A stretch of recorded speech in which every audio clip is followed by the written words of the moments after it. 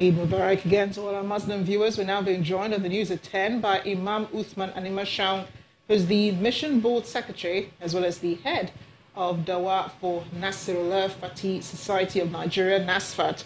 Imam Uthman Animashaun is here to discuss the celebrations and some of the issues confronting the country at the moment. Eid Mubarak to you. Thank you for making it to the studio. I know you had, of course, celebrations at home, probably dinner already waiting for you, but here you are sacrificing your time being here on the news at 10. Thank you again for being here. Let's talk about today's celebrations, peaceful generally all over the world, including Nigeria, considering the experience we've had over the previous weeks and so on, and all the stories of attacks by, gunmen and herdsmen and kidnappings and so on. How do you feel about there not being any major incidents this time around? Well, let me start by saying that it's a pleasure to be at the studio of the award winner of Best TV 12 times now. And talking about the festival, which is, has been peaceful generally, is nothing could be better and soothing than that. As an individual, as a human being, when we have a festival like this and there are no major, there are no incidences of challenges anywhere, physical assaults or so on and so forth, then one could be very, very happy. Then as an imam, a Muslim cleric, this is a festival period where we are preaching peace, when people are supposed to be happy.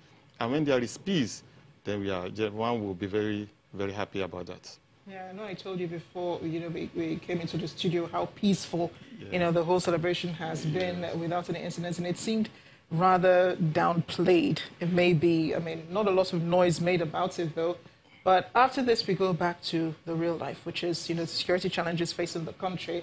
There have been various suggestions as to how to curb this, as to how to look at this, but do you think the religious leaders should play a more involved role in curbing security challenges in Nigeria?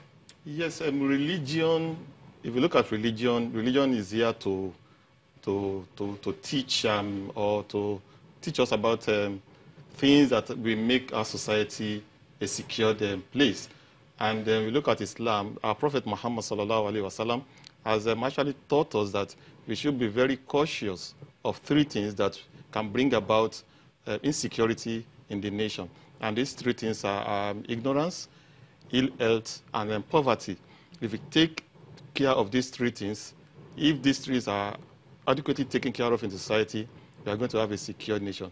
And if this is some of those things that religion is all about, then it means that the religious leaders have a very, very important role to play. And also, if you look at this season, the season of Hajj, it revolves around an individual, Prophet Ibrahim. And one of the things that he prayed for is security of life and property. So it means that Prophet Ibrahim, the religious leaders of today should have to take a cue from the religious leader of yesterday, and that is Prophet Ibrahim. So religious leaders should also have a very, very important role to play in the issue of getting the society secured, the lives and property of individuals in society. Do you think they've been doing that, heeding to the teachings of leaders from the past? Yes, to a large extent. I can talk about the Muslim faith. We have Muslim leaders that have, although we can say that we have some here and there, some individuals as exceptions, where they want to cause, they want to use their pulpit, they want to use the rostrum to cause trouble and problems. But generally, Muslim leaders have been doing this.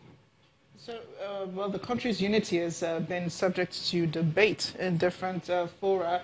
The government says the country is united. Nigeria's unity is non-negotiable. The way we're going in this country, do you think that we're actually headed in that direction where unity is the final goal and our unity is really non-negotiable? With the kinds of conversations you're hearing from our leaders and the kind of rhetoric they're giving off? Well, if you go back into history, you find out that the Nigerian situation is not new. It's not something that has not happened before. Prophet Muhammad sallallahu alaihi wasallam, when he came from Mecca, when he migrated from Mecca to Medina, he met a society that has various tribes, that has various religious people of various religious affiliations, and he united them at his insistence. All these tribes, the various tribes of Medina, the Jews, they came together, and the Muslims, they signed a peace pact to protect each other. So today we are talking about unity, that we cannot be united. We can be united. What is important for us is that those values that makes a human being human, love, integrity, hard work, justice, devotion, contentment, these are the things that we have to ensure that we imbibe, we teach. Religious leaders continue to teach our followers, use the opportunity of the minbar, the pulpit, to teach this and let our followers follow this. I know you talked about a more involved role that religious leaders need to play. Will that also include them participating in politics? Well, it may not be totally correct in my own view to say that religious leaders should be partisan, as in being card-carrying members of political parties. But we cannot really separate religion from state. Can they comment on government policies and the way we're being governed? Can they comment on that? Sure, why not? Yes, they can, and in fact they should actually comment on that, because they have the role to guide people, including people that are in government. And religion is very, very important. A scientific study showed that 85% of the human race belong to one religious affiliation or the other. And that's why we cannot really wish a religion away from our society. So if 85% of a community, of a society, are involved in one religion or the other, there must be religious leaders to guide them, and religious leaders must comment, but their comments must be objective and constructive. At the end of the day, unity is the word. Thank you so much, Imam Uthman and Imam for being with us on the news at 10, and Eid Mubarak again to you and other worshippers who are celebrating this season.